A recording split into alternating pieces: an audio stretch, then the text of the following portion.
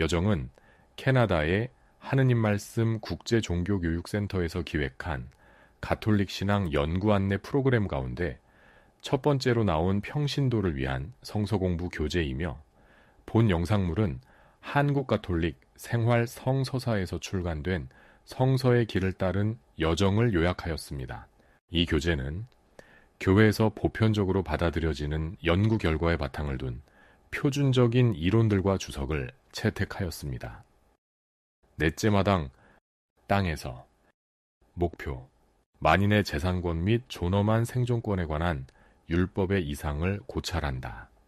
안내의 말 하느님의 율법은 하나의 고귀한 이상, 모든 백성이 따라야 하는 하나의 지침을 제시하고 있다. 그 속에서도 가장 중요한 요소 가운데 하나가 신명기 15장 4절에 요약되어 있으니 너희 가운데 가난한 사람이 없도록 하여라 라는 것이 곧 그것이다. 율법은 법으로 규정할 수 없는 마음의 순종을 요구했다. 그리고 사람은 마음만 먹으면 율법에 내재되어 있는 관대함의 요구를 피할 수 있는 방법들을 언제든지 찾아낼 수 있었다. 율법 안에서 우리는 가난한 이들에 대한 정의와 평등을 실현하고자 하는 부단한 시도를 본다. 해설 하느님의 선한 법은 재산권과 노동권을 포함한 만인의 기본권을 보호한다. 이 두 가지 권리는 인간의 자유에 기여하지만 사람이 그것들의 노예가 되면 오히려 악용될 수가 있다. 이런 우발적인 사태를 미연에 방지하기 위해서 법은 나그네의 필요에 따른 행위를 허용함으로써 재산권의 한계를 설정하고 있으며 안식일을 명함으로써 노동의 노예가 되는 인간의 성향을 제어하고 있다. 이처럼 율법은 사람이 생산과 노동만을 위해 창조되지 않았다는 것과 일의 완성은 휴식이라는 것을 일깨워 주고 있다. 율법은 또한 땅과 재산이 인간에게 부여된 하느님의 선물이라는 것과 사람들은 그것들을 하느님의 선물로서 존중해야 한다고 깨우쳐준다. 하느님은 사람들에게 땅을 복종시키도록 명하셨지만 그렇다고 땅을 남용하라고 명하지는 않으셨다. 땅도 역시 그 나름의 권리를 지니고 있는 것이다. 성서봉독 레위기 25장 1절에서 7절 야훼께서 시나이산에서 모세에게 말씀하셨다. 너는 이스라엘 백성에게 이렇게 일러주어라. 너희는 내가 주는 땅으로 들어가서 야훼의 안식년이 되거든 그 땅을 묵혀라. 너희는 6년 동안 밭의 씨를 뿌리고 6년 동안 포도순을 쳐 그 소출을 거두어라. 7년째 되는 해는 야훼의 안식년이므로 그 땅을 아주 묵혀 밭의 씨를 뿌리지 말고 포도순을 치지도 말라. 너희가 거둘 때 떨어진 데서 절로 자란 것을 거두지 말고 순을 치지 않고 내버려둔 덩굴의 절로 열린 포도송이를 따지 말며 땅을 완전히 묵혀야 한다. 너희 땅을 묵히는 것은 너희뿐 아니라 너희 집에 머무는 너희 남종과 여종과 품꾼과 식객까지 모두 먹여 살리기 위한 것이다. 그러면 너희 가축과 너희 땅에 사는 짐승도 땅에서 나는 온갖 소출을 먹고 살 수 있을 것이다. 안식년에 관한 법은 대단히 오래된 것이다. 사실 이 법의 기원은 7년마다 땅에서 자라는 모든 것들을 사람이 거두지 않고 신들을 위해 남겨두었던 이교의 관습에서 발견된다. 이스라엘 백성은 이러한 이교적 의미를 없애고 이 관습을 땅의 휴식과 소출을 가난한 이들과 함께 나누는 것으로 만들었다. 고대에는 백성 대부분이 땅과 밀접한 관계를 맺고 살았으며 따라서 이 법은 대다수 사람들에게 영향을 미쳤다.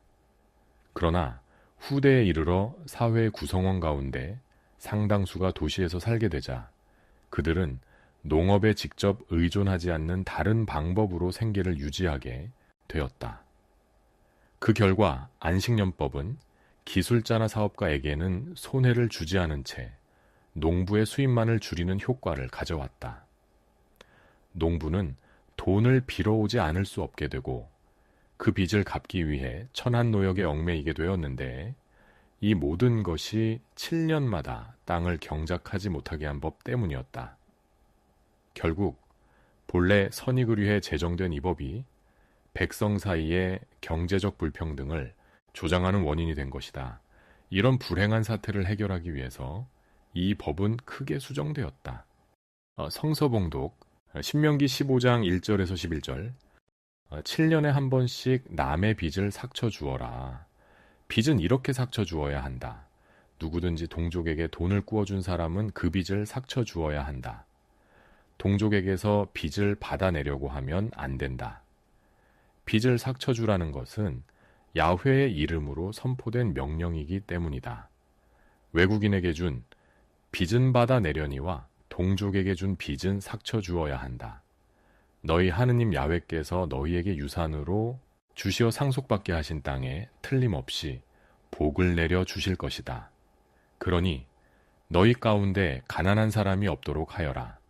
물론 너희가 너희 하느님 야훼께서 하시는 말씀을 잘 들어야만 그렇게 될 것이다. 너희는 내가 오늘 내리는 이 모든 명령을 성심껏 실천해야 한다. 너희 하느님 야훼께서 약속하신 대로 너희에게 복을 내려 주실 것이다. 그리하여 많은 민족이 너희에게 돈을 꾸겠지만 너희가 남에게서 돈을 꾸는 일은 없을 것이다. 많은 민족이 너희의 다스림을 받겠지만 너희가 남의 다스림을 받지는 않을 것이다. 너희 하느님 야훼께서 주시는 땅에 어느 한 선급에 동족으로서 가난한 사람이 있거든 너희는 인색한 마음으로 돈을 움켜잡거나 그 가난한 형제를 못 본 채 하지 말라.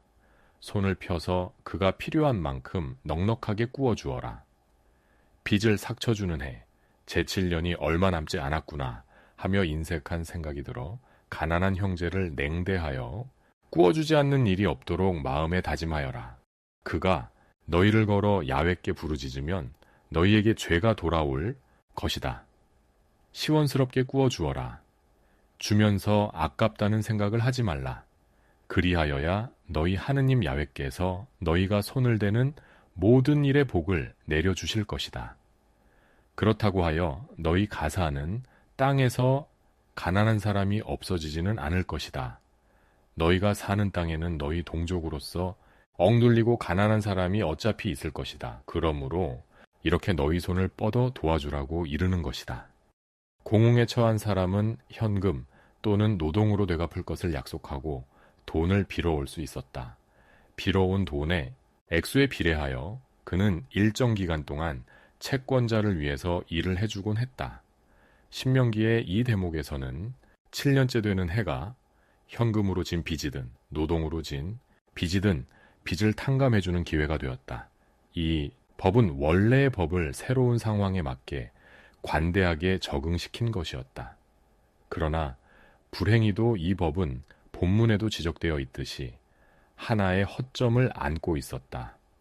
안식년이 얼마 남지 않았을 경우 채권자는 누구에게도 돈을 빌려주지 않으려는 심한 유혹을 받았을 것이다.